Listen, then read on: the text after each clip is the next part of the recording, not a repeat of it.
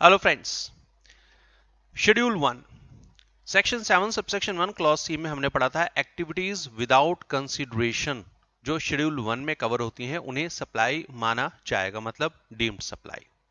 तो one by one फटाफट इनको गो थ्रू करते हैं। Number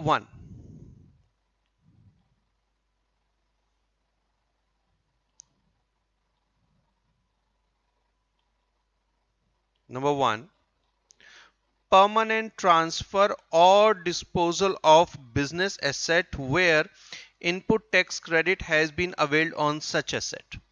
permanent transfer or disposal, अगर आप इस वर्ड को बेटा रिकॉल करते हैं तो याद होगा डिस्पोजल वर्ड, ठीक है, और या ट्रांसफर वर्ड ऑलरेडी आ चुका है। जब हम सेक्शन 7 सबसेक्शन 1 क्लॉज ए में बात कर रहे थे supply includes all form of supply, तो वहां पर सच एज हमने 8 एग्जाम्पल पढ़े थे जिसमें से लास्ट था डिस्पोजल और सेकंड था ट्रांसफर, ठीक है, ट्रांसफर या डिस्पोजल। मगर सबसे इंपॉर्टेंट पॉइंट वहां पर क्या था? वहां पर जो सबसे इंपॉर्टेंट पॉइंट था वो था दैट जो ट्रांसफर हो रहा है या डिस्पोजल हो रहा है वो होना चाहिए फॉर ए कंसिडरेशन। क्या था? Section 7 subsection 1 clause A, supply includes all form of supply for a consideration one person to another in course or furtherance of business, बराबर, ठीक है।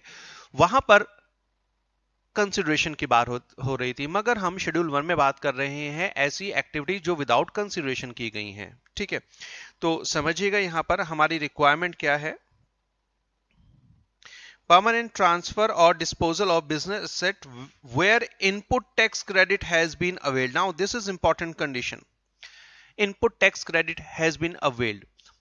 देखिए जीएसटी का तो जो मेन फीचर है वो है आईटीसी इनपुट टैक्स क्रेडिट। जैसे ही आप किसी एसेट को पर बाय करते हैं, जैसे ही आपके पास कोई एसेट आती है आप उसका आईटीसी क्लेम कर लेते हैं, ठीक है, आप उसका आईटीसी क्लेम कर लेते हैं, ठीक है। आईटीसी आप क्लेम कर लेते हैं, आईटीसी आप क्लेम नहीं कर पाते, शायद वो ब्लॉक्ड है। ब्लॉक मतलब हम पढ़ेंगे आईटीसी के चैप्टर में, इनपुट टैक्स क्रेडिट चैप्टर में हमें कुछ सिचुएशन या कुछ एसेट्स ऐसी दी गई हैं जहां पर आपने परचेज पर इनपुट टैक्स तो पे किया है, जीएसटी तो पे किया है, मगर आप उसका क्रेडिट नहीं ले सकते, उसे कहते हैं ब्लॉक क्रेडिट, ठीक है। तो अगर आपने कोई एसेट परचेज करी उस पर आपका क्रेडिट ब्लॉक था, ठीक है, या आईटीसी तो अवेलेबल था बट आपने आईटीसी क्लेम नहीं किया, तो यहां पर कहा गया है शेड्यूल 1 का पॉइंट 1 केवल ऐसे ही डिस्पोजल या ट्रांसफर ऑफ बिजनेस एसेट को कवर करेगा जिस पर परचेज करते हुए आप आईटीसी क्लेम कर चुके हैं। अगर आपने आईटीसी क्लेम नहीं किया था और विदाउट कंसिडरेशन आप बिजनेस एसेट को डिस्पोज ऑफ कर रहे हैं तो फिर वो सप्लाई नहीं होगी। पहले एक बार इसके फीचर देख लेते हैं। In order to qualify as supply under this paragraph following conditions need to be satisfied. There must be disposal or transfer of business asset. बेटा बिजनेस एसेट को डिफाइन नहीं किया गया है अंडर जीएसटी एक्ट, ठीक है, बिजनेस एसेट को define नहीं किया गया है, तो यहां पर इन कॉमन बैलेंस चाहे आपकी फिक्स एसेट है चाहे आपकी करंट एसेट है, ठीक है, चाहे वो आपका फर्नीचर ही क्यों ना हो, ठीक है, आपकी ज्वेलरी शॉप है तो ज्वेलरी आपका स्टॉक है वो भी बिजनेस एसेट है, उस ज्वेलरी शोरूम में जो फर्नीचर आप यूज कर रहे हैं वो आपकी फिक्स एसेट है, मगर जीएसटी में वो भी क्या है? बिजनेस एसेट है।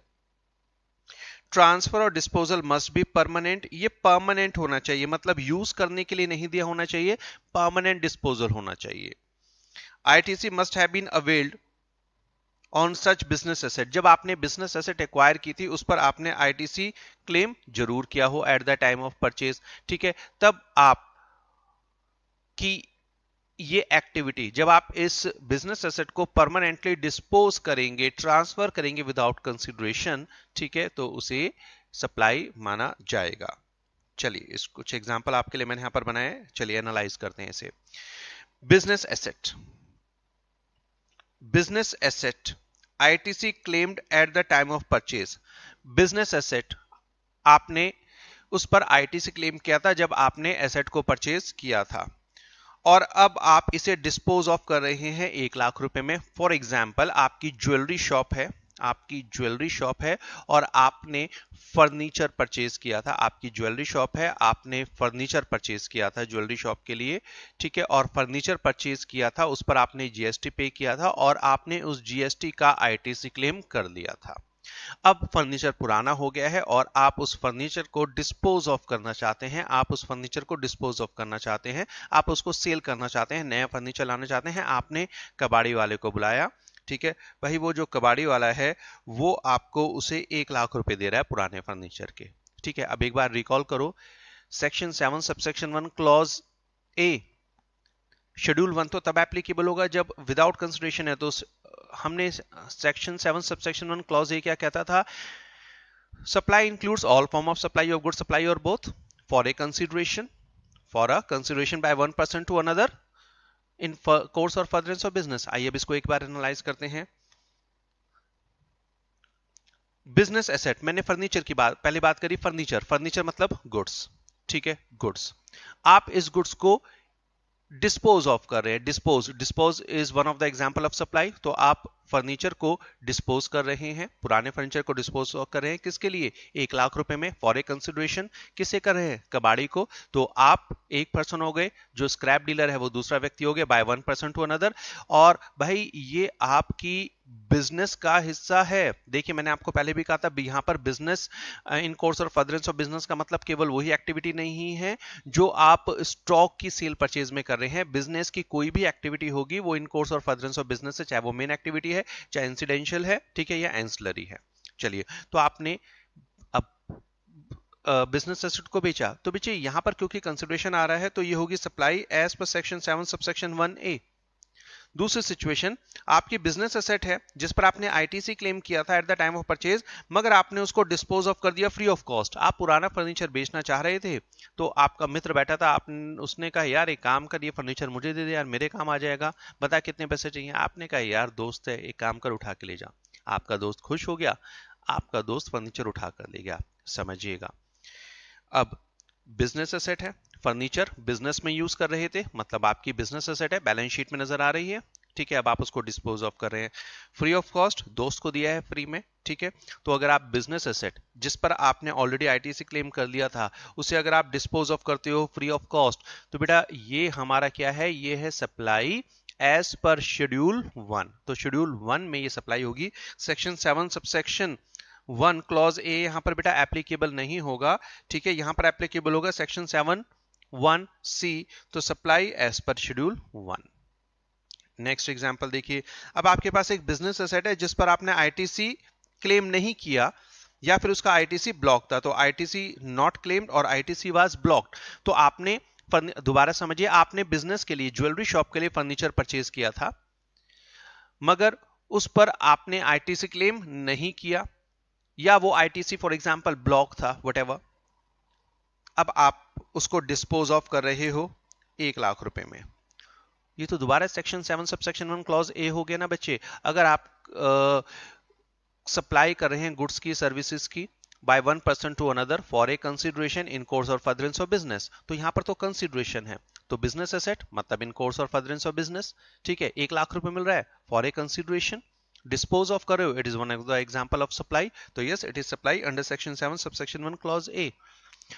दोबारा वही एग्जांपल कि आपका दोस्त कहता है यार ये फर्नीचर मुझे दे दे, सेम सिचुएशन चल रही है, डिफरेंस क्या है, लास्ट एग्जांपल में आईटीसी क्लेम किया था, आईटीसी क्लेम नहीं किया। तो बेटा आप समझिएगा, अगर आप बिजनेस एसेट को डिस्पोज ऑफ कर रहे हो फ्री ऑफ कॉस्ट, मगर उसके ऊपर आपने आईटीसी क्लेम नहीं किया था, आईटीसी क्लेम नहीं किया था किसी भी कारण से, या तो वो ब्लॉक था, या आप क्लेम करना भूल गए, या आपने क्लेम ही नहीं किया, क्लेम करने का टाइम गुजर गया, व्हाटएवर, ठीक है। अगर आप इसे डिस्पोज ऑफ करते हो तो सबसे पहली बात, क्योंकि कंसिडरेशन नहीं है तो सेक्शन 7 1A एप्लीकेबल नहीं होगा। अगर कंसिडरेशन नहीं है तो आंख बंद करके सेक्शन 7 सबसेक्शन 1 क्लॉज सी मतलब शेड्यूल 1 की तरफ देखो, क्या शेड्यूल 1 में ये एंट्री कवर है। तो आपने कहा सर हम बिजनेस एसेट को डिस्पोज ऑफ करें free of cost, entry number 1, मगर वहां पर एक इंपॉर्टेंट कंडीशन क्या है, आईटीसी क्लेम किया था, आईटीसी क्लेम किया था, लास्ट एग्जांपल में किया था बेटा, लास्ट एग्जांपल में किया था, तो सप्लाई बन गया। यहां पर आईटीसी क्लेम नहीं किया तो आप इसको सप्लाई क्लेम नहीं मान सकते, शेड्यूल 1 में कवर नहीं है, because ITC not claimed. Clear है। चलिए तो ध्यान से समझिएगा, अगर बिजनेस एसेट को डिस्पोज ऑफ कर रहे हैं for a consideration, for a consideration, तो बेटा फिर तो वो चली जाएगी डायरेक्टली सेक्शन 7 सबसेक्शन 1 क्लॉज ए, में, फिर चाहे आईटीसी क्लेम किया था नहीं किया था मैटर नहीं करता। तो आईटीसी वाली कंडीशन तभी चेक करनी है अगर फ्री में डिस्पोज ऑफ कर रहे हो। अगर आईटीसी क्लेम किया था तो जो डिस्पोजल है वो हो गया आपका सप्लाई। अगर आपने आईटीसी क्लेम नहीं किया तो जो डिस्पोजल है वो सप्लाई नहीं बनेगा। दोबारा बोल रहा हूं, टैक्सेबल होगा नहीं होगा वो बाद में देखेंगे। भाई फ्री ऑफ कॉस्ट कर रहे हो तो जीएसटी लगाने के लिए उसकी वैल्यूएशन भी तो करना पड़ेगा ना। तो अभी सिर्फ ये चेक करो ट्रांजैक्शन एक्टिविटी सप्लाई है या नहीं है। नेक्स्ट, अब एग्जांपल जब एमसीक्यू पूछेगा तो एमसीक्यू में थोड़ा ये होता है ना, वहां पर डिस्क्रिप्टिव नहीं है, डिस्क्रिप्टिव में है तो हमें लिखना पड़ेगा। एमसीक्यू में है तो एग्जाम्पल तो आपको या तो सेक्शन में फंसाएगा बेटा या ट्रांजैक्शन देगा, ठीक है, तो अकॉर्डिंगली याद करो। Next point number 2। अच्छा, यहां से इसलिए पढ़ रहे हैं क्योंकि नीचे जो एनालिसिस दे रखी है उसमें थोड़ा सा कहीं पर कुछ चीजें उन्होंने मिस कर रखी हैं। ये इंपॉर्टेंट है, ये टाइम कंज्यूमिंग है। अगर मुझे शेड्यूल 1 में से कोई एक क्वेश्चन पूछना हो तो एज एन एग्जामिनर मैं पॉइंट 2 में से पूछूंगा। Supply of goods, supply. अच्छा, पॉइंट 1 में एक चीज और याद रखना बेटा, बिजनेस एसेट की बात कर रहे हैं तो यहां पर बेसिकली गुड्स की बात हो रही है, सर्विस कवर नहीं होगी, यहां पर कोई सर्विस कवर नहीं होगी, याद रखिएगा। यहां पर केवल गुड्स कवर होंगे क्योंकि बिजनेस एसेट्स की बात कर रहे हैं, यहां पर सर्विस कवर नहीं हो सकती। Point 2, supply of goods services or both, मगर पॉइंट 2 में दोनों चीजें कवर हैं। बिटवीन रिलेटेड पर्सन, पहले पूरा पढ़ लो पॉइंट, ठीक है, इसमें टाइम कंज्यूम करना है। Supply of goods services or both between related persons और between distinct persons as specified in section 25 when made in course or furtherance of business। Goods या सर्विसेज या गुड्स एंड सर्विसेज दोनों की supply number 1 related persons के बीच में, number 2 distinct persons के बीच में।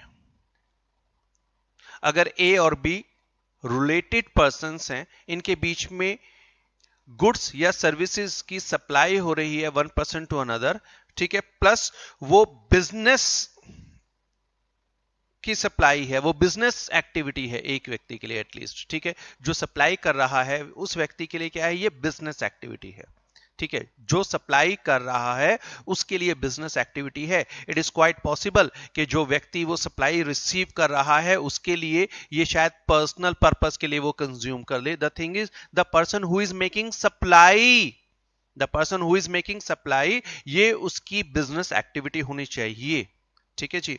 तो supply of goods or services or both, तो पहले पॉइंट है अगर रिलेटेड पर्सन सप्लाई करता है, अगर रिलेटेड पर्सन सप्लाई करता है, ठीक है, गुड्स की सर्विसेज की या दोनों की, विदाउट कंसीडरेशन चला रहा है अभी तो ऊपर से पॉइंट, विदाउट कंसीडरेशन, ठीक है, शेड्यूल 1।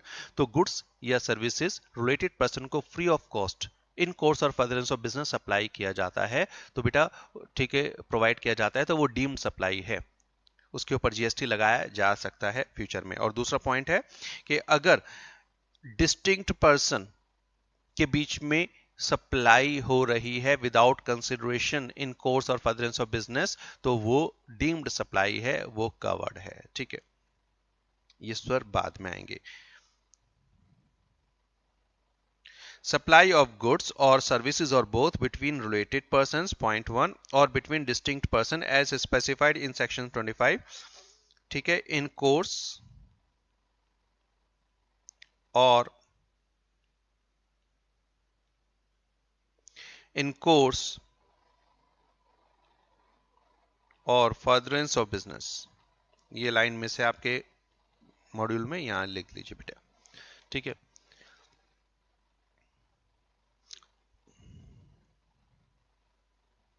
चलिए इसका एग्जांपल देखते हैं। Mister A and Mr. B are related persons. Mr. A and Mr. B are related persons.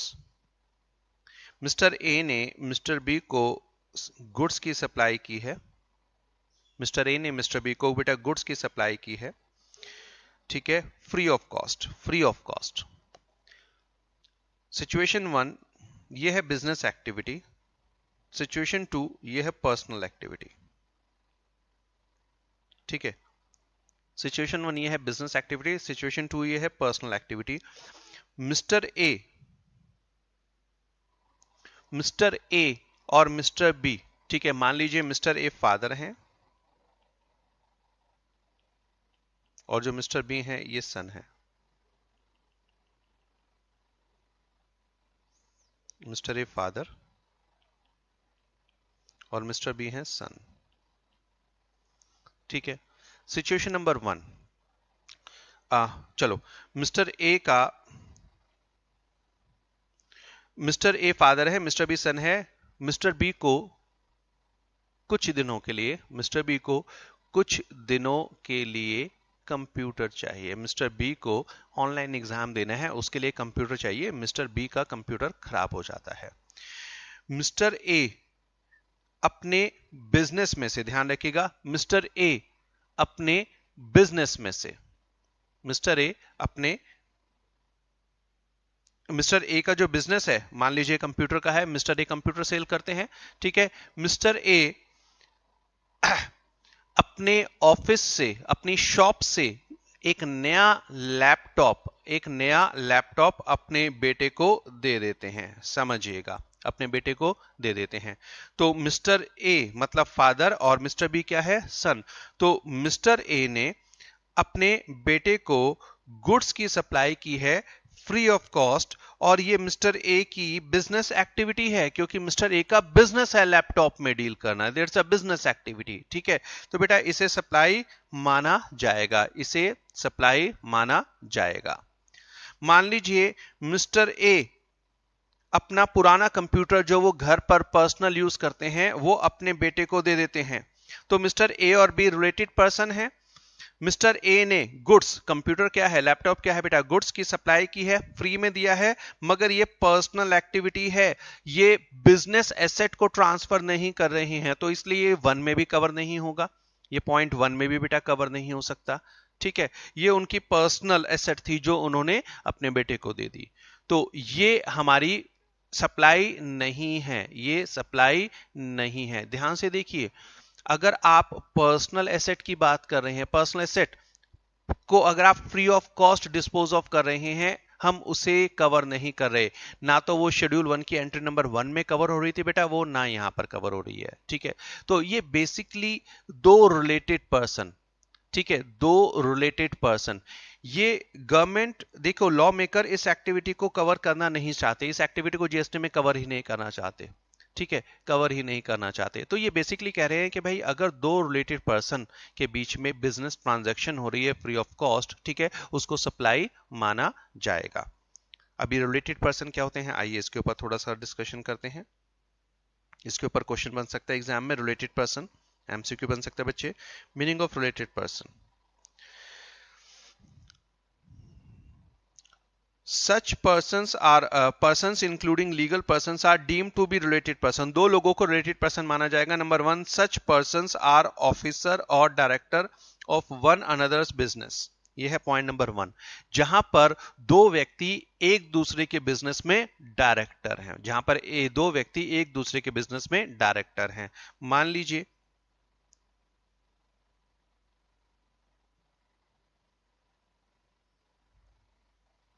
XYZ private limited में X का 50% शेयर्स है, Y के 50% शेयर्स हैं।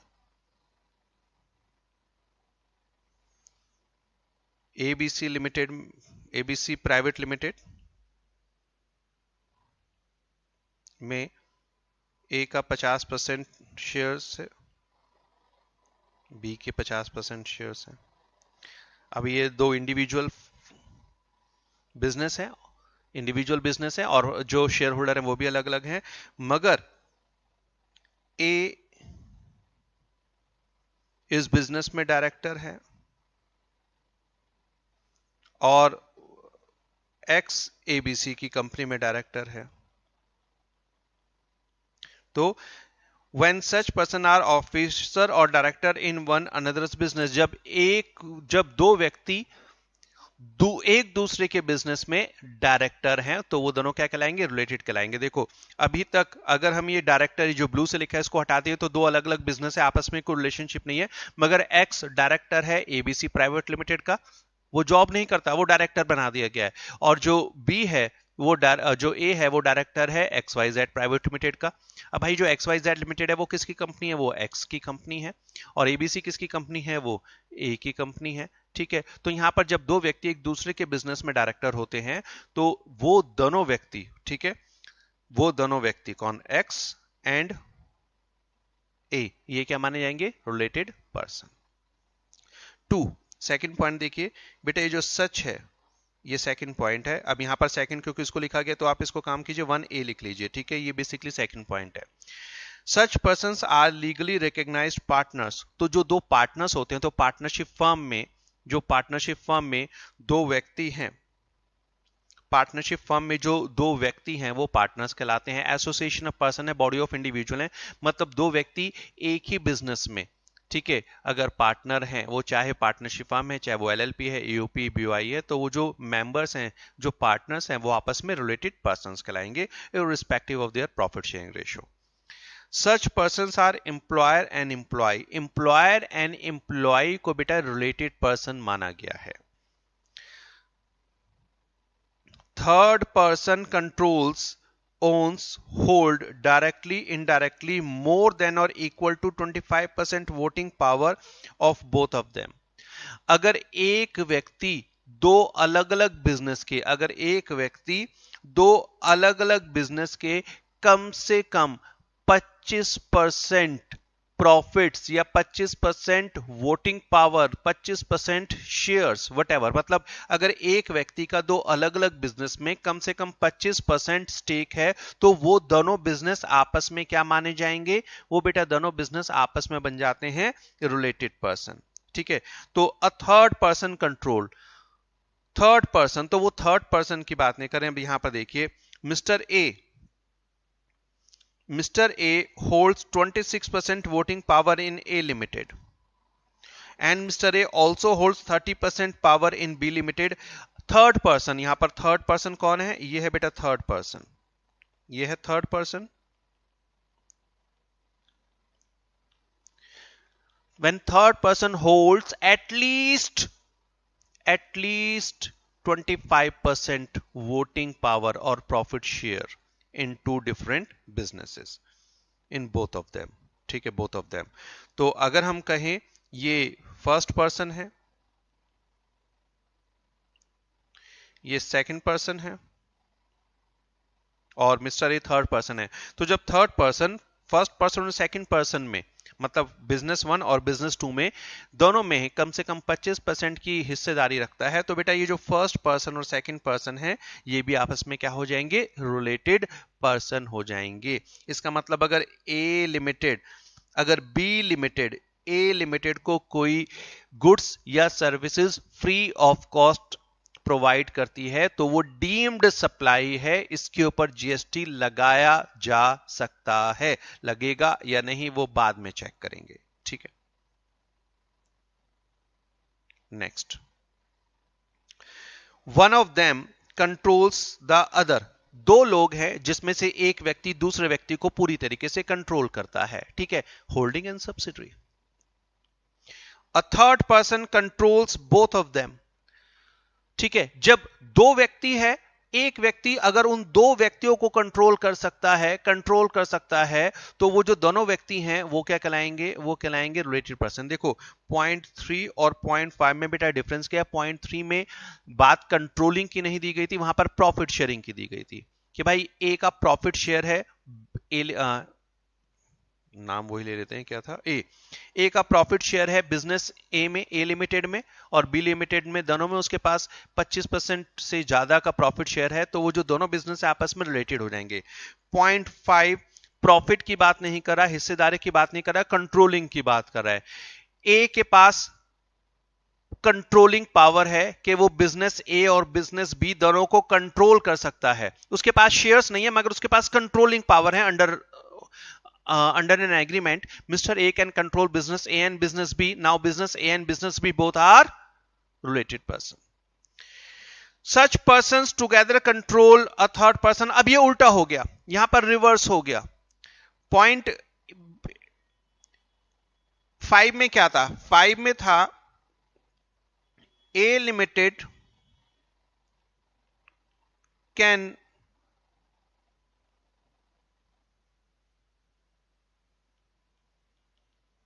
Control B limited and C limited. तो बेटा यहां पर B limited and C limited related person हो जाएंगे। अब पॉइंट 6 क्या कहता है? सच पर्संस टुगेदर, साथ में, control third person. B limited, अब ये अलग है, ये एग्जांपल अलग है, ये अलग था, ये अलग है, ये उल्टा है। And C limited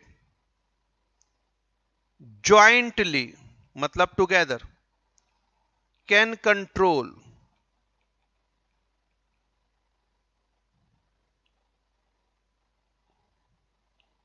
A limited. यहां पर भी जो बी लिमिटेड और सी लिमिटेड क्या हो जाएंगे? रिलेटेड पर्सन हो जाएंगे। जब एक व्यक्ति दो अलग अलग व्यक्तियों को कंट्रोल कर सकता है तो ये जो दो अलग अलग व्यक्ति हैं ये रिलेटेड पर्सन है। दूसरी सिचुएशन, दो व्यक्ति, अगर एक व्यक्ति को, दो व्यक्ति मिलकर एक व्यक्ति को कंट्रोल कर सकते हैं तो ये दोनों व्यक्ति क्या हो जाएंगे? Related person. Such persons are member of same family. Such persons are family members, ठीक है। जो फैमिली मेंबर्स हैं वो रिलेटेड पर्सन है। One of them is sole agent, sole distributor, sole concessionaires of the other. One of them is sole agent or distributor.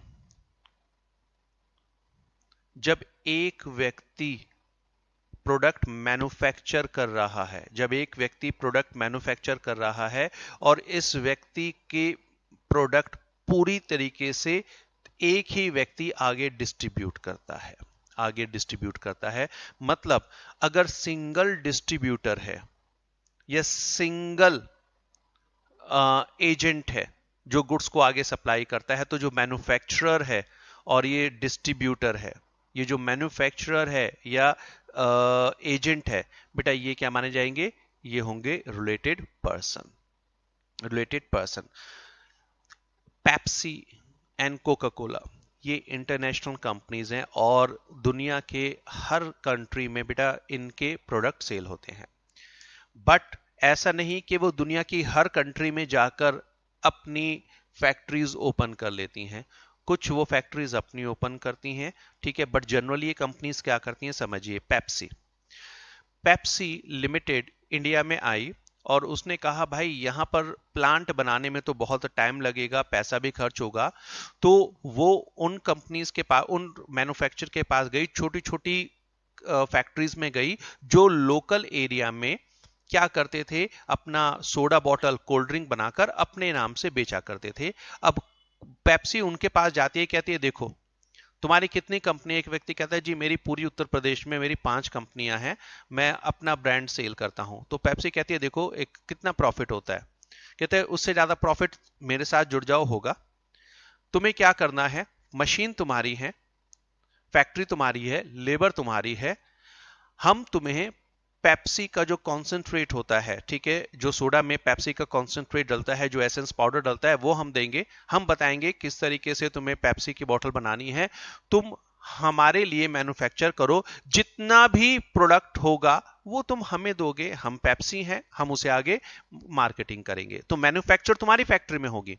आप ध्यान से देखना, बहुत सारे ऐसे प्रोडक्ट होते हैं बेटा, बहुत बड़ी बड़ी कंपनीज होती हैं, वो बड़ी बड़ी कंपनीज क्या करती हैं? वो बड़ी बड़ी कंपनीज अपनी फैक्ट्री नहीं लगवाती। आप प्रोडक्ट उठा के देख लेना, वो क्या करती हैं? वो कुछ मैन्युफैक्चरर के साथ का, फैक्ट्रीज के साथ टाई अप करती हैं। वो कहती हैं टेक्नोलॉजी हम देंगे, बनाओ तुम, और तुम सिर्फ हमें ही बनाकर दोगे, ठीक है, क्योंकि तुम हमारे लिए प्रोडक्ट कर रहे हो। तो वो क्या करती हैं? कंपनी, फैक्ट्रीज प्रोडक्ट बनाती हैं as a direction given by the company, वो फैक्ट्री में प्रोडक्ट बनाती हैं और वो 100% इस कंपनी के पास वापस चले जाता है। अब ये जो कंपनी होती है आगे क्या करती है? उसकी मार्केटिंग करती है, ये मार्केटिंग करती है। तो अब यहां पर क्या है? ये जो मैन्युफैक्चरर है, जो मैं एग्जांपल दे रहा था कि भाई ये जो पेप्सी है, पेप्सी ने इस फैक्ट्री को अपॉइंट किया कि तुम मैन्युफैक्चर करोगे हमारे लिए, पेप्सी की बोतल तुम मैन्युफैक्चर करोगे हमारे लिए। अब ये जो फैक्ट्री है ये 100% प्रोडक्शन इस व्यक्ति को, पेप्सी को दे देगा, वो उसको आगे सेल करेगा, ठीक है, वो आगे सेल करेगा। तो अब ये जो मैन्युफैक्चरर है इसका सिंगल डिस्ट्रीब्यूटर है, सिंगल एजेंट है जो इसके प्रोडक्ट को आगे सेल करता है। तो ये जो दोनों व्यक्ति हैं ये क्या है, रिलेटेड पर्संस, ठीक है, रिलेटेड पर्सन। यहां पर पूरी तरीके से कंट्रोल कर सकती है जो पेप्सी है, इस फैक्ट्री ओनर को पूरी तरीके से कंट्रोल कर सकती है टर्म्स एंड कंडीशंस पर, ठीक है।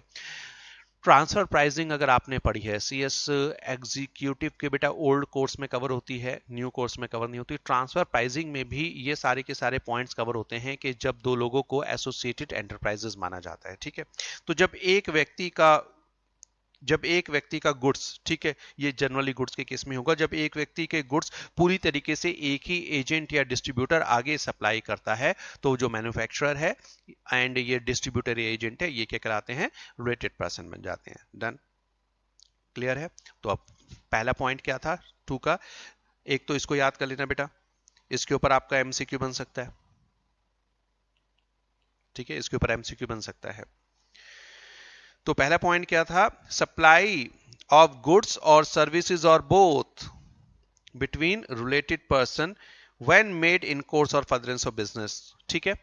तो शेड्यूल 1 मतलब विदाउट कंसिडरेशन, तो जब विदाउट कंसिडरेशन गुड्स या सर्विसेज की सप्लाई की जाती है one related person to another related person, one person to related person in course or furtherance of business, तो वो सप्लाई कहलाती है, वो डीम्ड सप्लाई है, उसके ऊपर जीएसटी लगाया जा सकता है, ठीक है जी। नेक्स्ट, दूसरा, अगर ये रिलेटेड पर्सन की जगह सप्लाई किसके बीच में है, डिस्टिंक्ट पर्सन में है। देखो आपको याद होगा जब सेक्शन 7 सबसेक्शन 1 क्लॉज ए पढ़ रहे थे तो वहां पर बार बार आ रहा था वन पर्सन टू अनदर, मतलब दो लोगों का होना जरूरी है, supplier and recipient.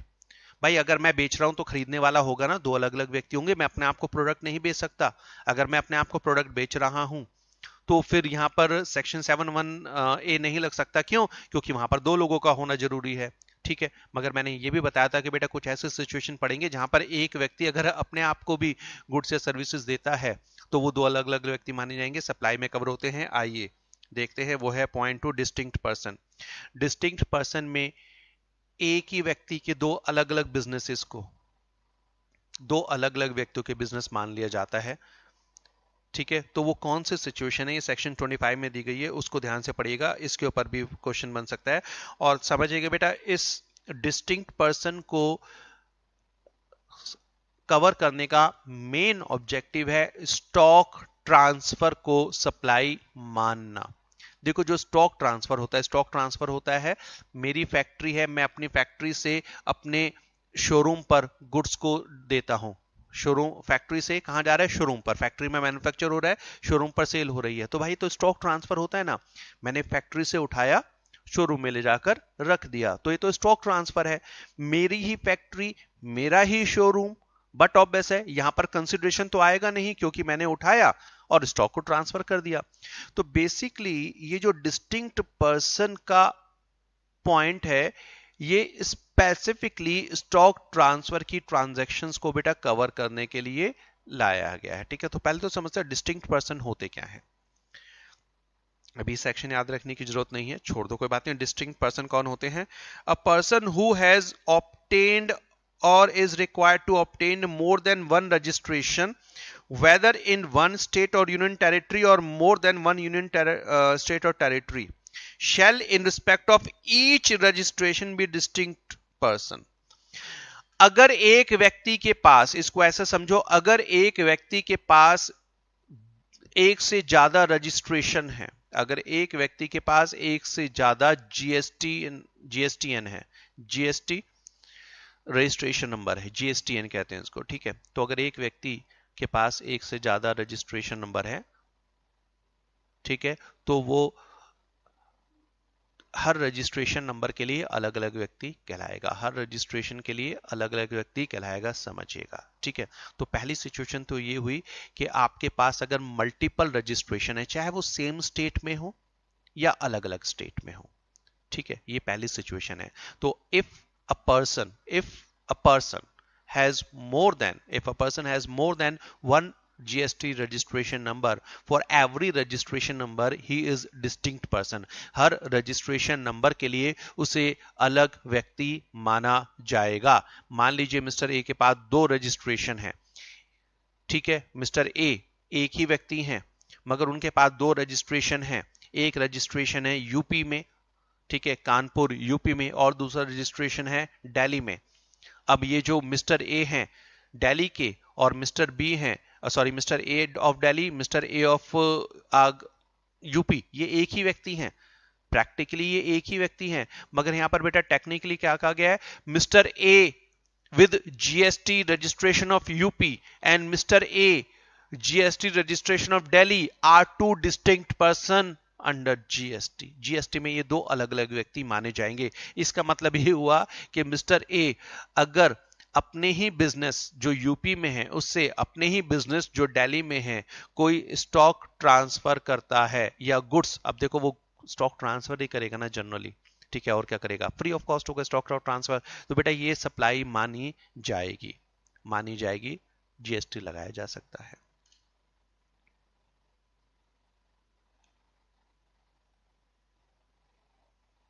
Distinct person.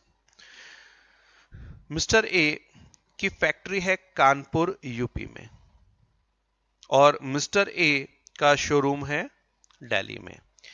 ये भी जीएसटी में रजिस्टर्ड है, ये भी जीएसटी में रजिस्टर्ड है. तो मिस्टर ए का जो कानपुर में फैक्ट्री है वहां पर प्रोडक्ट मैन्युफैक्चर होता है, इसके लिए रजिस्ट्रेशन कराना जरूरी है, तो उन्होंने जीएसटी रजिस्ट्रेशन करा लिया यूपी में. और उनका शोरूम है दिल्ली में. अब भाई दिल्ली में शोरूम है तो वहां का भी उन्हें रजिस्ट्रेशन नंबर लेना था, तो उन्होंने जीएसटी रजिस्ट्रेशन करा लिया दिल्ली में भी. तो जब एक व्यक्ति के पास 2 रजिस्ट्रेशन नंबर हैं तो दोनों के लिए उन्हें अलग अलग व्यक्ति माना जाएगा, ठीक है. तो इसका मतलब यहां पर mister A of Kanpur and mister A of Delhi for GST purpose 2 अलग अलग व्यक्ति हैं, ठीक है. 2 अलग अलग व्यक्ति हैं मतलब जो यूपी की फैक्ट्री है और कानपुर दिल्ली की शोरूम है, ये 2 अलग अलग व्यक्तियों के माने जाएंगे, बट ऑब्वियस है.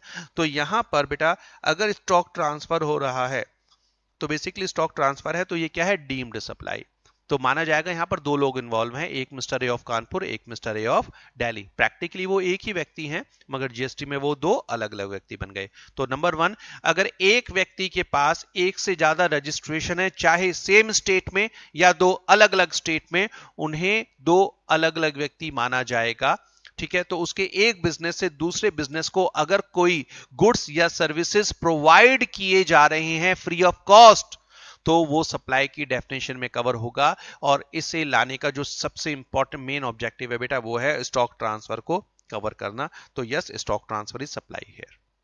एक और एग्जांपल देखिए. Mister A factory in Kanpur UP और शोरूम है आगरा यूपी में. मिस्टर ए की फैक्ट्री यूपी में है, ठीक है, और आगरा यूपी में ही उनका शोरूम है, अब दिल्ली नहीं है, ठीक है. और फैक्ट्री से स्टॉक को ट्रांसफर किया जा रहा है शोरूम पे ताकि वो सेल हो जाए. अभी तो सिचुएशन है, ठीक है.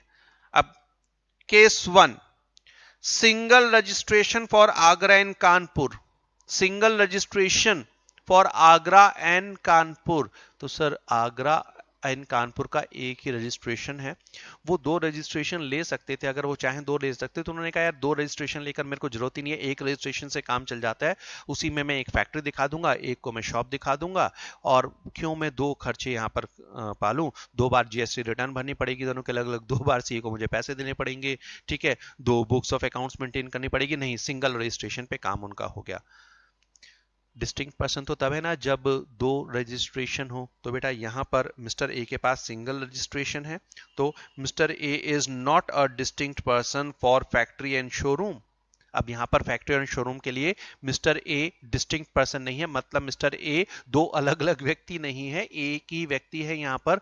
तो अब जो स्टॉक ट्रांसफर किया जा रहा है कानपुर की फैक्ट्री से आगरे के शोरूम में बेटा, उसको सप्लाई नहीं माना जा सकता. डिस्टिंक्ट पर्सन कब होता है, जब एक से ज्यादा रजिस्ट्रेशन हो, चाहे सेम स्टेट में 2 या अलग अलग स्टेट में. बराबर. Next, separate registration for Agra and Kanpur. Mister A कहते हैं यार प्रॉब्लम आ रही थी, एक रजिस्ट्रेशन में बड़ा दिक्कत होती थी, तो हमने क्या करा, हमने अलग अलग रजिस्ट्रेशन करा लिए। कानपुर की फैक्ट्री का अलग रजिस्ट्रेशन है, आगरा के शोरूम का अलग रजिस्ट्रेशन है। जैसे ही एक व्यक्ति के पास एक से ज्यादा रजिस्ट्रेशन हो जाते हैं, चाहे वो सेम स्टेट में हो या दो अलग अलग स्टेट में हो, तो बेटा हर बिजनेस के लिए उसे डिस्टिंक्ट पर्सन मान लिया जाएगा। मतलब अब हमारे पास दो मिस्टर ए हैं, मिस्टर ए ऑफ कानपुर जिनकी फैक्ट्री है, मिस्टर ए ऑफ आगरा जिनका शोरूम है। अब फैक्ट्री से अगर शोरूम में स्टॉक ट्रांसफर होता है तो माना जाएगा ये दो व्यक्तियों के बीच में डील हो रही है, तो यहां पर स्टॉक ट्रांसफर को बेटा सप्लाई माना जाएगा। Mister A is a distinct person for factory and showroom, और उनके बीच में अगर स्टॉक ट्रांसफर है तो उसको सप्लाई माना जाएगा। बार बार कह रहा हूं, निकाल दो कि जीएसटी लगेगा या नहीं लगेगा। मैं वर्ड कह रहा हूं जीएसटी लग सकता है, मगर उसके लिए भी बहुत आगे जाना पड़ेगा। भूल जाओ जीएसटी लगेगा नहीं लगेगा, हम ये नहीं पढ़ रहे अभी जीएसटी लगेगा या नहीं लगेगा। हम सिर्फ ये पढ़ रहे हैं क्या पर्टिकुलर एक्टिविटी सप्लाई है, क्या पर्टिकुलर ट्रांजैक्शन सप्लाई है, यस और नो। ठीक है, तो ये तो बेटा पहली सिचुएशन, जब एक व्यक्ति के पास मल्टीपल रजिस्ट्रेशन है, वेदर इन सेम स्टेट और different state, for every registration he is distinct person. आइए अब डिस्टिंक्ट पर्सन का एक और सेक्शन है 25(5). सेक्शन याद रखने की जरूरत नहीं है, कोई दिक्कत नहीं है। Where a person who has obtained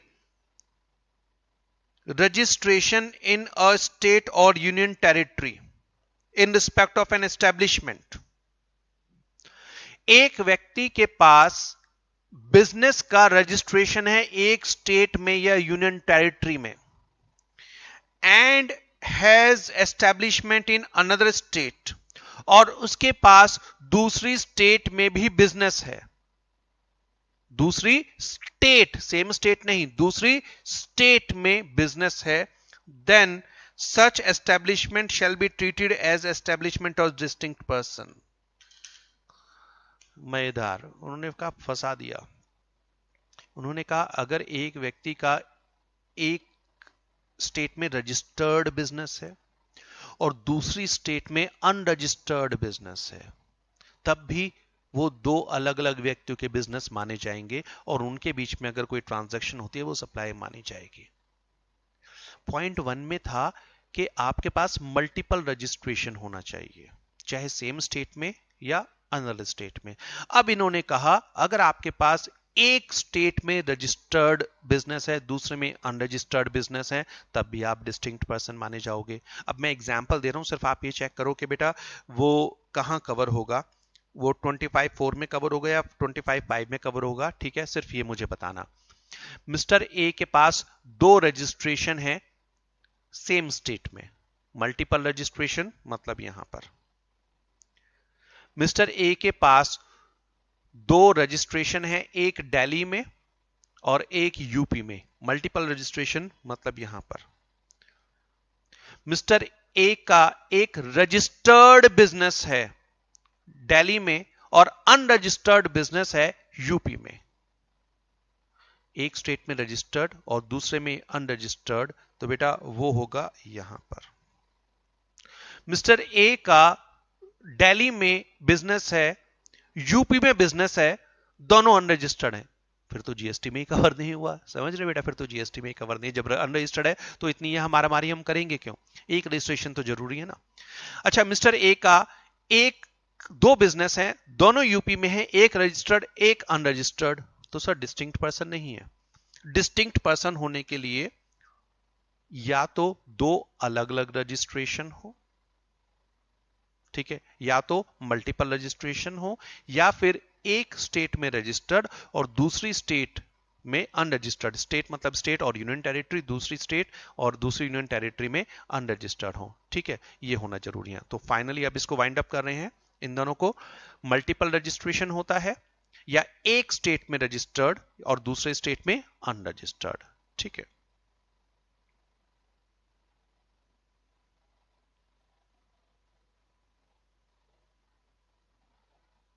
चलो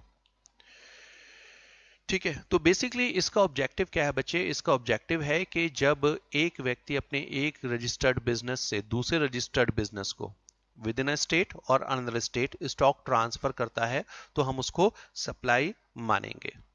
अगर एक व्यक्ति अपने एक स्टेट के रजिस्टर्ड बिजनेस से दूसरे स्टेट के अनरजिस्टर्ड बिजनेस को स्टॉक ट्रांसफर करता है तो हम उसको सप्लाई मानेंगे। ठीक है जी। तो बेसिकली दोबारा यहां पर बता रहा हूं बेटा, ये जो डिस्टिंक्ट पर्सन वाला जो है, ठीक है, ये या रिलेटेड पर्सन है, इनका मेन ऑब्जेक्टिव है स्टॉक ट्रांसफर को कवर करना। बराबर। अच्छा, अब रिलेटेड पर्सन, अभी आगे बढ़ते हैं, कुछ और भी है यहां पर। हमने पढ़ा था एम्प्लॉयर एंड एम्प्लॉय, बेटा रिलेटेड पर्सन होते हैं। Employer and employee are related person. Employer and employee are related person.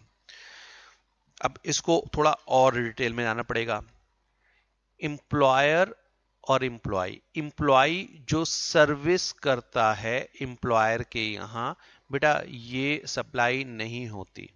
ये शेड्यूल 3 में पढ़ेंगे। शेड्यूल 3 किस लिए पढ़ना है? एक्टिविटीज जिन्हें सप्लाई नहीं माना गया है। तो वहां पर एक एंट्री आएगी जब एक एम्प्लॉय अपनी सर्विसेज, क्योंकि वर्ड वहां पर सर्विसेज है, तो एक एम्प्लॉय जो अपनी सर्विसेज दे रहा है under the terms of employment to the employer, वो सप्लाई ऑफ सर्विस नहीं मानी जाती। इसका मतलब जो सैलरी एम्प्लॉयर एम्प्लॉय को दे रहा है उसके ऊपर जीएसटी नहीं लगेगा। तो फिर आपका क्वेश्चन आएगा, sir then why they have said employer and employee are related person, और हम किस ट्रांजैक्शन की तरफ इशारा कर रहे हैं? क्योंकि जब एम्प्लॉयर एम्प्लॉय आ गया तो मतलब कुछ ना कुछ तो कहना चाहते हैं। बिल्कुल ठीक है बेटा, कहना चाहते हैं। आइए अब इसे पढ़िए। Provided that gifts not exceeding 50,000 rupees in value in a financial year by employer to employee shall not be treated as goods of service or supply or both। देखो, सैलरी पढ़ा हुआ होगा आपने, पढ़ा है सैलरी। एम्प्लॉयर एम्प्लॉय को gift देता है, एम्प्लॉयर एम्प्लॉय को गिफ्ट देता है। आपको याद होगा हमने पढ़ा था 5,000 रुपए तक के जो गिफ्ट होते हैं वो टैक्स फ्री होते हैं। अगर 5,000 रुपए से ज्यादा है तो जो एक्स्ट्रा वैल्यू है वो टैक्सेबल हो जाती है सीबीडीटी सर्कुलर के हिसाब से। ठीक है, मतलब वो परक्विजिट्स में टैक्सेबल होता है। कैश गिफ्ट होता है वो फुली टैक्सेबल होता है। मगर बेटा वहां पर जो गिफ्ट मिल रहे हैं, वहां पर जो गिफ्ट मिल रहे हैं, बेसिकली वो जो गिफ्ट की बात करें, these are given under the terms of employment, these are gift given under the terms of employment. अगर कोई गिफ्ट या पर्क बेसिकली, ठीक है, तब मिल रहा है जो उसके एम्प्लॉयमेंट का हिस्सा है, जो अगर एम्प्लॉयर एम्प्लॉय को नहीं देता तो उसके लिए वो उसको स्यू कर सकता है। ठीक है, that's under the terms of employment sue कर सकता है, that's a part of the salary. ठीक है, हम यहां पर उसको कवर नहीं कर रहे हैं, हम उसको कवर नहीं कर रहे हैं क्योंकि ये शेड्यूल 3 में पढ़ेंगे कि जो एम्प्लॉय अपनी जॉब कर रहा है उसके बदले जो उसको सैलरी मिल रही है जो under the term of employment है, that is not covered here. तो बेसिकली दोबारा यहां पर कह रहे हैं कि बेटा हम किस ट्रांजैक्शन को यहां पर कवर कर रहे हैं, हम किस ट्रांजैक्शन को कवर कर रहे हैं। दोबारा इसे पढ़िएगा। ठीक है, और ये बिजनेस एक्टिविटी भी होनी चाहिए, पर्सनल एक्टिविटी नहीं होनी चाहिए। एम्प्लॉयर ने अपने बिजनेस की सेल बढ़ाने के लिए, अपने एम्प्लॉयज का मोटिवेशन बढ़ाने के लिए, ठीक है, इंप्रूवमेंट करने के लिए उनके बीच में एक हेल्थी कंपटीशन क्रिएट किया।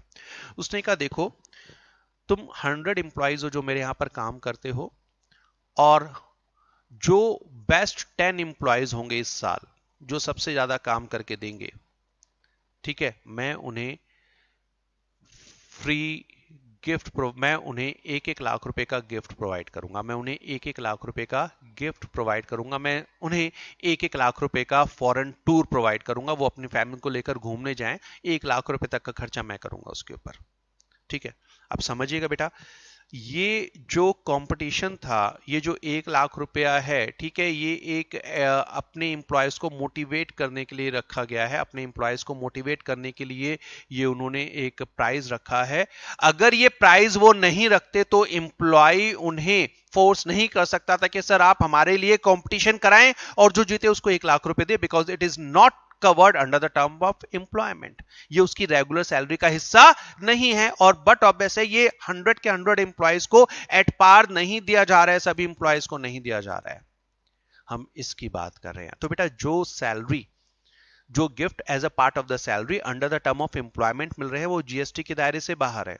हम ऐसे गिफ्ट्स की बात करें those are not covered under the terms of employment, जो सभी एम्प्लॉयज को इक्वली या एट पार नहीं प्रोवाइड किए जा रहे हैं। ठीक है, तो क्योंकि employer and employee related person है, अगर एम्प्लॉयर एम्प्लॉय को 50,000 रुपए तक के गिफ्ट प्रोवाइड करता है which are not covered under the term of employment, तो वो हमारे सप्लाई नहीं है। बट अगर 50,000 रुपए से ज्यादा के गिफ्ट दे रहा है तो वो सप्लाई ट्रीट की जाएगी, provided that gift not exceeding 50,000 rupees in value in a financial year by employer to employee shall not be treated as supply। ठीक है,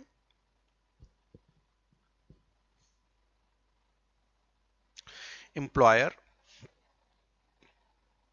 and employee are related person। ठीक है, ये डेफिनेशन के अकॉर्डिंगली आ गया। Number 1, gift of 40,000, employer ने gift दिया employ को 40,000 रुपए का। ठीक है, 40,000 रुपए का। और दूसरी सिचुएशन है एम्प्लॉयर ने गिफ्ट दिया एम्प्लॉय को 60,000 का, मगर दोनों के लिए मैंने आपसे क्या कहा, इसको नोट करना, gift which is not covered under the terms of employment. क्योंकि अगर कोई भी amount under the term of employment में कवर हो गया तो बेटा वो तो सैलरी का नॉर्मल हिस्सा है, एंड एम्प्लॉय जो जॉब करता है उसके बदले जो सैलरी मिलती है वो जीएसटी में कवर नहीं होती। ठीक है, तो इसलिए साफ साफ लेकर उसको याद रखना, we are talking about gift which is not covered under the terms of employment. तो यहां पर 40,000 रुपए तक का गिफ्ट दिया है, ठीक है, सप्लाई नहीं होगा क्योंकि 50,000 रुपए तक का गिफ्ट अगर एम्प्लॉयर एम्प्लॉय को देता है इट इज नॉट सप्लाई। 60,000 रुपए का गिफ्ट दिया, यस, ये सप्लाई माना जाएगा शेड्यूल 1 की एंट्री नंबर 2 के अकॉर्डिंगली, और इसके ऊपर बेटा जीएसटी चार्ज किया जा सकता है। ठीक है, मैं बार बार वर्ड कह रहा हूं, जीएसटी चार्ज किया जा सकता है, होगा नहीं होगा later on we will check. Done. Okay, तो पॉइंट 2 ने क्या कहा, पॉइंट 1 क्या था, पॉइंट 1 पर क्या था, permanent disposal of business asset on which ITC was claimed. दूसरा पॉइंट क्या है शेड्यूल 2 का, और सॉरी शेड्यूल 1, और शेड्यूल 1 मतलब विदाउट कंसिडरेशन। ठीक है, without consideration, supply of goods services or both, ठीक है, बिटवीन रिलेटेड पर्सन और distinct person in course or furtherance of business. ठीक है, तो अगर रिलेटेड पर्सन सप्लाई कर रहा है या डिस्टिंक्ट पर्सन के बीच में सप्लाई हो रही है, ठीक है, चाहे वो गुड्स की है सर्विसेज की है या दोनों की ट्रांजैक्शन हो रही है, विदाउट कंसिडरेशन हो रही है, in course or furtherance of business हो रही है, तो वो क्या मानी जाएगी, वो सप्लाई होगी, वो डीम्ड सप्लाई हो गई।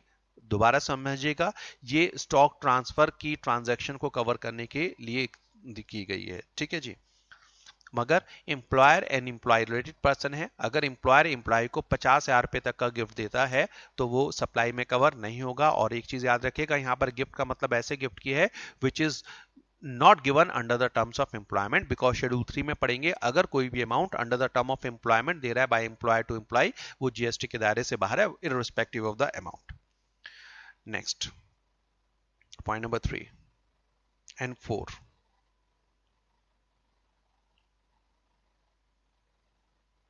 ये बेटा साथ में करेंगे। Supply of goods by principal to his agent, supply of goods by agent to principal. पहली बात तो ये जो पॉइंट नंबर 3 है और बेटा 4 है, यहां केवल गुड्स कवर हो रहे हैं। ठीक है, यहां पर सर्विस कवर नहीं हो रही। पॉइंट नंबर 3 एंड 4 में देखो, पॉइंट 1 में तो गुड्स ही थे क्योंकि वर्ड क्या था, बिजनेस एसेट, तो we were talking about goods, service नहीं थी। पॉइंट 2 में तो लिखा था गुड्स हो या सर्विसेज हो, चलेगा। पॉइंट 3 में गुड्स कवर किए गए हैं, पॉइंट 4 में गुड्स कवर किए गए हैं, तो यहां सर्विसेज नहीं है। तो दोबारा समझना, goods, supply of goods by principal to his agent, ठीक है, supply of goods by principal to his agent where the agent undertakes to supply goods on behalf of the principal। Principal ने goods agent को भेजे और agent इन्हें आगे cell करता है, अपने नाम से बिल काटता है। तो यहां पर गुड्स पहले प्रिंसिपल से एजेंट के पास आ रहे हैं, फिर एजेंट से रेसिपिएंट के पास जा रहे हैं बेटा। ठीक है, अच्छा, हम अब दूसरा यहां पर एग्जाम्पल देखो, प्रिंसिपल ने एजेंट को कहा भाई एक काम करो, तुम मार्केट में जाओ प्रोस्पेक्टिव बायर्स को ढूंढो, बायर्स की लिस्ट बना के लाओ, मैं उन्हें फोन करूंगा, जो सामान चाहेगा मैं उसको डायरेक्टली सप्लाई कर दूंगा, तुम्हें तुम्हारा कमीशन मिल जाएगा। पहले केस में प्रिंसिपल गुड्स भेज रहा है एजेंट को और एजेंट फर्दर सप्लाई कर रहा है, ठीक है, वो अपनी कमीशन रखता है। दूसरे सिचुएशन में भी वो कमीशन के लिए काम कर रहा है, बट यहां पर वो केवल ऑर्डर पास ऑन कर रहा है, ठीक है। सप्लाई प्रिंसिपल डायरेक्टली किसे कर रहा है, वो डायरेक्टली कर रहा है बेटा बायर को। फर्स्ट केस में जो बिल देगा वो एजेंट देगा किसे, बायर को, और सेकंड सिचुएशन में प्रिंसिपल डायरेक्टली बिल रेज करेगा किसके नाम पर, बायर के नाम पर। Now these are two different situation. यहां पर सिचुएशन 1 कवर होती है, supply of goods by principal to agent. भाई जहां पर प्रिंसिपल ने डायरेक्टली बायर को गुड्स दे दिए तो फिर वहां पर तो supply from principal to agent का सिचुएशन ही क्रिएट नहीं हुआ। आइए देखते हैं। देखो, दो सिचुएशन मैंने यहां पर आपके लिए बनाई है। प्रिंसिपल ने गुड्स एजेंट को पहले दिए, एजेंट के गोडाउन में रखे हैं, फिर एजेंट बायर को गुड्स फर्दर आगे सप्लाई करता है। अब यहां पर क्योंकि एजेंट सप्लाई कर रहा है तो जो बिल भी जनरेट करेगा वो कौन करेगा, एजेंट करेगा, ठीक है, एजेंट करेगा। दूसरी सिचुएशन, जो एजेंट है वो बायर्स ढूंढ के लाता है, बायर की लिस्ट प्रिंसिपल को दे देता है, प्रिंसिपल बायर को डायरेक्टली गुड्स ट्रांसफर करता है और एजेंट को उसकी कमीशन दे देता है। फर्स्ट एग्जांपल में प्रिंसिपल ने एजेंट के यहां पर सामान रखवा दिया कि इसको बेच दो, पैसा नहीं लिया, तो बेटा एक तरीके से ये भी तो स्टॉक ट्रांसफर है, ये भी तो एक तरीके से स्टॉक ट्रांसफर है, ठीक है। बट यहां पर क्योंकि उनको डिस्टिंक्ट पर्सन नहीं कहा गया था प्रिंसिपल और एजेंट को, तो ये वाली जो ट्रांजैक्शन है, ये वाली बेटा जो ट्रांजैक्शन है, ठीक है, ये वाली जो ट्रांजैक्शन है, goods transferred to agent without consideration. भाई प्रिंसिपल ने सामान भेज दिया एजेंट के गोडाउन में, एजेंट सामान बेचता है, जो पैसा आता है उस पैसे पे अपनी कमीशन काट कर प्रिंसिपल को दे देता है, ठीक है। तो ये हो सकता है ये 1 महीने बाद सेल हो, 2 महीने बाद सेल हो। तो भाई ये जब गुड्स प्रिंसिपल ने एजेंट को भेजे विदाउट कंसिडरेशन, तो ये डीम्ड सप्लाई है, ये डीम्ड सप्लाई है उसी मोमेंट पर, ठीक है। फ्यूचर के लिए नहीं वेट करेंगे, ये उसी समय क्या बन जाएगी, सप्लाई बन जाएगी, ठीक है। ये वाला सिचुएशन कवर नहीं होगा क्योंकि यहां पर प्रिंसिपल गुड्स किसे दे रहा है, बायर को। तो जहां पर प्रिंसिपल एजेंट को गुड्स दे रहा है और एजेंट फिर आगे उसे फर्दर सेल करता है, तो जब प्रिंसिपल ने एजेंट को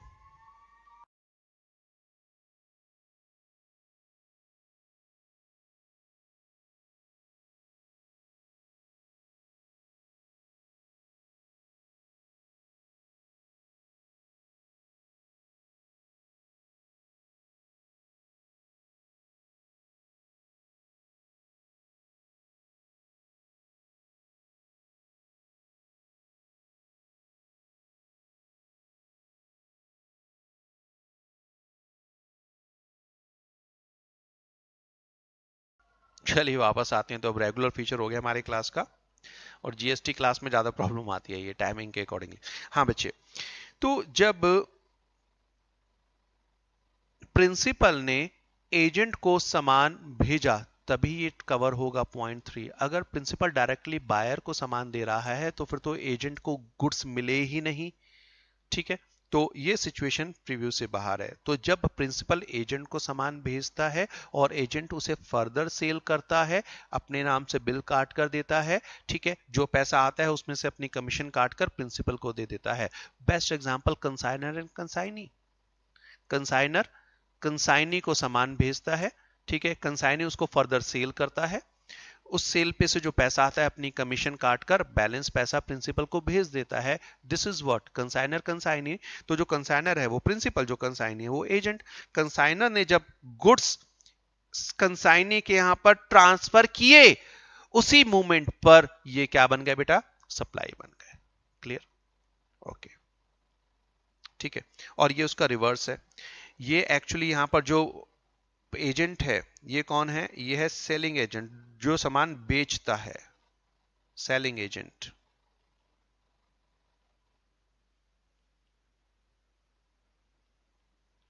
और ये वाला जो है बेटा ये है बाइंग एजेंट।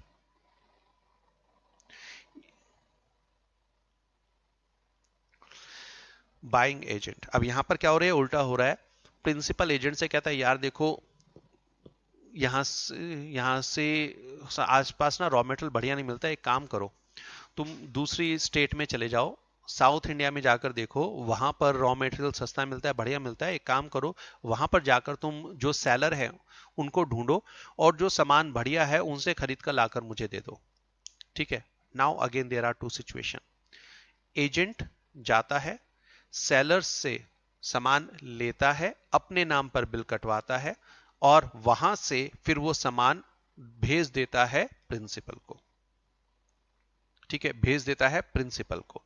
अब यहां पर पहले एजेंट ने सामान लिया, अपने नाम पर बिल कटवाया और फिर उसको ट्रांसफर किया प्रिंसिपल को। तो यही तो है supply of goods by agent to principal. ठीक है। तो बेटा यहां पर जब एजेंट ने गुड्स ट्रांसफर किए, ठीक है, गुड्स ट्रांसफर किए, किसे ट्रांसफर किए? प्रिंसिपल को। तो यहां पर एजेंट से जो प्रिंसिपल को गुड्स ट्रांसफर किए जा रहे हैं वो सप्लाई है। ठीक है, सप्लाई है। हां, अगर एजेंट कहता है देखो सर मैं एक काम करता हूं, मैं साउथ इंडिया जाता हूं, जो सामान बेचते हैं मैं उनसे बात करता हूं, जो मुझे बढ़िया सेलर लगेंगे मैं उनकी लिस्ट आपको वहां से भेज दूंगा, फोन पर मैं व्हाट्सएप कर दूंगा। ठीक है, आप उनसे डायरेक्टली डील कर लीजिएगा, वो डायरेक्टली आपको सामान भेज देंगे, मुझे मेरा कमीशन दे देना। बेटा जैसे सेलिंग एजेंट होते हैं ऐसे बाइंग एजेंट भी होते हैं, वो भी तो काम ही कर रहे हैं ना आपके लिए।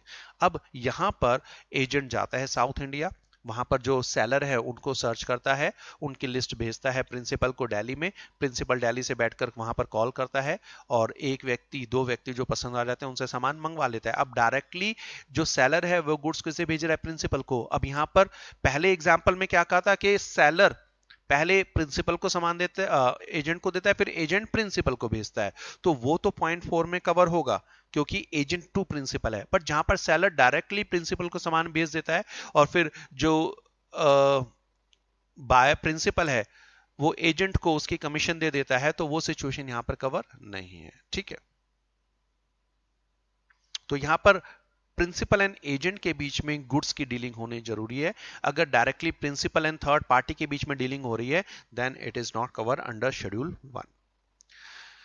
Last, import of services, goods नहीं, इंपोर्ट ऑफ गुड्स तो आ ही नहीं सकता क्योंकि मैंने लास्ट क्लास में भी आपको कहा था बेटा इंपोर्ट ऑफ गुड्स मतलब कस्टम्स की बात करें, इंपोर्ट ऑफ गुड्स मतलब कस्टम की बात करें। तो import of services by a person from related person or from any of his establishment outside India. Import of services from related person outside India or distinct or other establishment outside India. यहां पर दो transaction है, एक व्यक्ति India के बाहर है और एक व्यक्ति इंडिया में है और ये दोनों रिलेटेड व्यक्ति हैं, पहली ट्रांजैक्शन। दूसरी, एक व्यक्ति है जिसका एक बिजनेस इंडिया में है और एक बिजनेस यूएसए में है।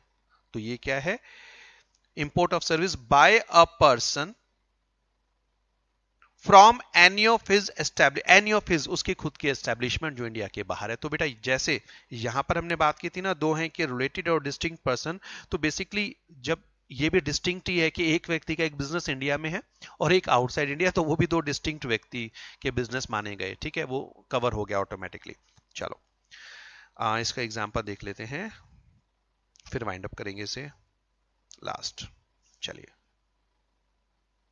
वो आपके लिए अभी नहीं बनाया, वो आगे आने वाले लेक्चर में कवर करेंगे। चलो, mister A of USA and mister B of India are related person, ये कवर हो रहा है पॉइंट 5 में, इंपोर्ट ऑफ में। ठीक है, mister A provide services to B for 1 lakh. Recall करो import of services for a consideration whether or not for business purpose, ये तो पढ़ा हुआ नजर याद आ रहा है, रिकॉल करो। Section 7 subsection 1 clause B, import of services.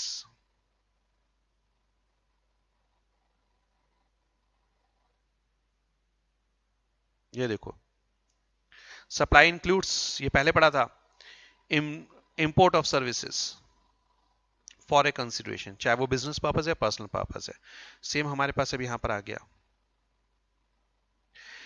तो बेटा A provides services to B for 1 lakh, schedule 2 तो तब एप्लीकेबल होगा ना, सॉरी शेड्यूल 1 तो तब एप्लीकेबल होगा ना जब विदाउट कंसिडरेशन होगा, तो ये तो हम विद कंसिडरेशन कर रहे हैं। तो बेटा ये तो हो गया इंपोर्ट ऑफ सर्विसेज, तो ये सेक्शन 7 सबसेक्शन 1 क्लॉज बी में कवर हो गया। अब वहां पर चाहे ए और बी रिलेटेड ना भी हो तब भी सेक्शन 7 सबसेक्शन 1 क्लॉज बी लग जाएगा। A provide services to B free of cost, क्योंकि ए और बी रिलेटेड पर्सन है, क्योंकि ए और बी रिलेटेड पर्सन है तो इंपोर्ट ऑफ सर्विसेज को क्या माना जाएगा, सप्लाई अंडर शेड्यूल 1। तो समझिएगा बेटा, अगर import of services for a consideration है तो फिर तो ये डायरेक्टली कवर हो गई आपकी सेक्शन 7 सबसेक्शन 1 क्लॉज बी में। बट अगर import of services without consideration है, विदाउट कंसिडरेशन है, वो तभी सप्लाई मानी जाएगी अगर वो रिलेटेड पर्सन से रिसीव की गई है। मतलब सर्विस देने वाला, सर्विस लेने वाला कौन है, रिलेटेड पर्सन।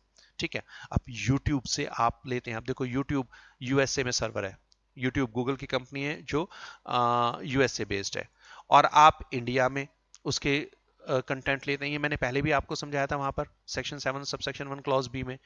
ठीक है, तो वो कवर हो गया। अगर आप फ्री कंटेंट ले रहे हैं तो वो सप्लाई नहीं है, बट अगर आप पेड कंटेंट ले रहे हैं तो वो सप्लाई हो गई। ठीक है, सेक्शन 7 सबसेक्शन 1 क्लॉज बी में सप्लाई हो गई, मगर रिलेटेड पर्सन के बीच में, रिलेटेड पर्सन के बीच में है। ठीक है, दूसरा पार्ट क्या था, अगर एक व्यक्ति का एक बिजनेस इंडिया में है और एक बिजनेस आउटसाइड इंडिया में है, आउटसाइड इंडिया है, तो अगर फॉरेन बिजनेस इंडियन बिजनेस को कोई सर्विसेज प्रोवाइड करता है फ्री ऑफ कॉस्ट, दोबारा फ्री ऑफ कॉस्ट, तो उसे क्या माना जाएगा, फिर वो हमारे बेटा सप्लाई होगी। ठीक है, अच्छा पहले तो ये भी एग्जांपल अभी और है इसका, पहले यहीं पर देखो, वही है जो मैंने समझा दिया बट यहां दोबारा एग्जांपल दिया है। Mister A of USA, mister B of India are not related person, ये ऑलरेडी बता दिया है, स्टिल पढ़ लेते हैं। Mister A provide services to B for 1 lakh rupees, तो ये तो सेक्शन 7(1) बी में चली गई, सप्लाई है। Mister A provide services to B free of cost, ये रिलेटेड पर्सन नहीं है, यूट्यूब की फ्री सर्विसेज, तो बेटा ना तो ये सेक्शन 7(1) बी में कवर होगी और ना ही शेड्यूल 1 में कवर होगी, ये सप्लाई नहीं है। ठीक है, ये सप्लाई नहीं है। मिस्टर ए का बिजनेस है यूएसए में और मिस्टर ए का बिजनेस है इंडिया में, तो जब एक व्यक्ति का फॉरेन बिजनेस एक व्यक्ति के इंडियन बिजनेस को किसी तरह की सर्विसेज प्रोवाइड करता है फ्री ऑफ कॉस्ट, देखो अगर ये पैसों के लिए है तो बेटा फिर तो ये सेक्शन 7(1) बी एप्लीकेबल हो गया। Import of services for a consideration, section 7 subsection 1 clause B, import of services without consideration. ठीक है, तो मिस्टर ए के बिजनेस ऑफ यूएसए ने मिस्टर ए के बिजनेस ऑफ इंडिया को free of cost services provide की, तो वो शेड्यूल 1 में कवर हो जाएगी, ये सप्लाई बन जाएगा। क्लियर है ये? चलिए तो यहां पर वाइंड अप करते हैं। वाइंड अप करने से पहले 2 मिनट देके फटाफट एक बार रिकॉल कर लो बेटा। शेड्यूल 1 में तभी एप्लीकेबिलिटी होगी, शेड्यूल 1 में तभी एप्लीकेबिलिटी होगी जब विदाउट कंसिडरेशन है। तो number 1, without consideration what, permanent transfer or disposal of business asset, ठीक है, on which ITC was taken, ये हमारा हो जाएगा डीम्ड सप्लाई। अगर फॉर ए कंसिडरेशन है तो सेक्शन 7(1) ए में चला जाएगा। Point number 2, supply of goods services or both between related person और distinct person in course or furtherance of business. यहां पर इंपॉर्टेंट है, ये बिजनेस एक्टिविटी का होना जरूरी है, मतलब जो सप्लायर है जहां से गुड्स प्रोवाइड किए जा रहे हैं, ठीक है, ये सर्विसेज प्रोवाइड की जा रही हैं, वो उसकी बिजनेस एक्टिविटी होनी चाहिए, ये उसकी बिजनेस एक्टिविटी होनी चाहिए, ठीक है। Related person and distinct person, related person की डेफिनेशन आपको दी गई है, वो पॉइंट रखेंगे। डिस्टिंक्ट पर्सन, अगर एक व्यक्ति के पास मल्टीपल रजिस्ट्रेशन है सेम स्टेट या अदर स्टेट्स में, या एक व्यक्ति का एक स्टेट में रजिस्टर्ड बिजनेस है और दूसरे स्टेट में अनरजिस्टर्ड बिजनेस है, तो वो दो अलग अलग व्यक्तियों के बिजनेस माने जाएंगे, डिस्टिंक्ट पर्सन हो गया, ठीक है। अच्छा, यहाँ एक्सेप्शन क्या थी कि अगर एम्प्लॉयर एम्प्लॉय को 50,000 रुपए तक की गिफ्ट दे रहा है तो उसको सप्लाई ट्रीट नहीं किया जाएगा, मगर ये उस गिफ्ट की बात कर रहे हैं विच is not covered under the terms of employment, ठीक है, ये वॉलंटरीली गिफ्ट दे रहा है एम्प्लॉयर अपने एम्प्लॉय को।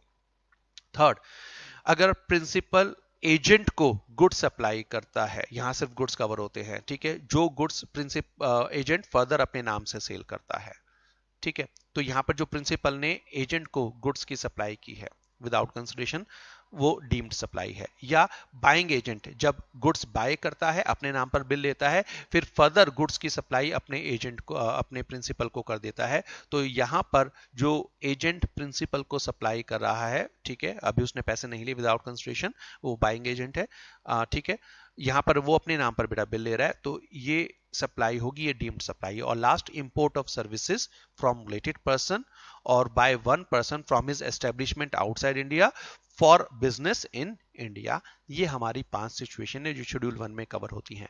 नेक्स्ट क्लास में कवर करेंगे शेड्यूल 2। शेड्यूल 2 मतलब ऐसी सप्लाई जिसे सप्लाई ऑफ गुड्स माना जाएगा या सप्लाई ऑफ सर्विस माना जाएगा। मिलते हैं नेक्स्ट लेक्चर में, till then keep learning, all the best.